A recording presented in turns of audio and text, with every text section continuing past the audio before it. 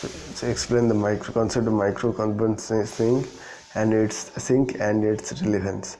A carbon sink is anything that absorbs more carbon than it releases as carbon dioxide. In microcarbon sink, it is done at lower scale. So sink are done by microorganisms such as phytoplankton, zooplankton. There is growing recognition that microalgae are among the most productive biological system for capturing carbon. Microalgae's ability to transport bicarbonate into cells makes them well suited to capture carbon. Plants absorb carbon dioxide from the atmosphere to use in photosynthesis. Some of this carbon in transferred to soil as plants die and decompose. The oceans are a major carbon storage system for carbon dioxide. And third is a large body of water, larger and deeper than a pond, within a body of land. Example, lakes and wetlands, etc. Its relevance. So decentralization of carbon sinks.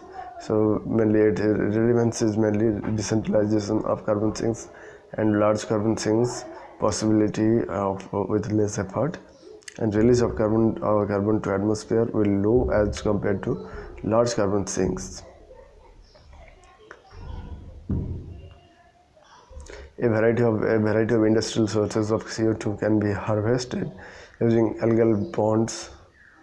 However, the various anthropogenic sources of CO2 will differ in their concentrations of CO2 and other contaminating molecules, and these attributes as well as gas temperatures and production volumes will influence the design of CO2 delivery system for ponds. So next I'll discuss the forces which govern the air movement on the Earth's surface. Air circulation, speed and directions of winds and controlled by several forces. So a brief description of these forces have been, next question we discuss again it. No, continue. I also continue it. Okay. We discuss the forces which govern the air movement on the Earth's surface. Air circulation, speed, and directions winds are controlled by several forces. A brief description of these forces have been given here. Coriolis force. Coriolis force is an inertial force that acts on objects that are in motion relative to the rotating reference frame. In a reference frame with clockwise rotation, the force acts to the left of the motion of the object.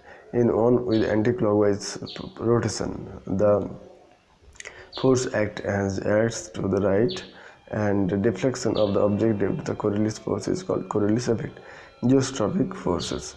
It helps in movement of jet streams. An air parcel initially at rest will move from high pressure to low pressure because of the pressure gradient force. Next, our gravitational force on the Earth. It is stronger at pole compared to equator. Density of air pressure decreases as altitude increases. So gravitational force of the Earth, it is stronger at pole. At equator, density of air pressure decreases, okay, or as altitude increases. Pressure gradient force. Due to differences in pressure of the region with which forces the movement of air from high pressure belt to the low pressure belt.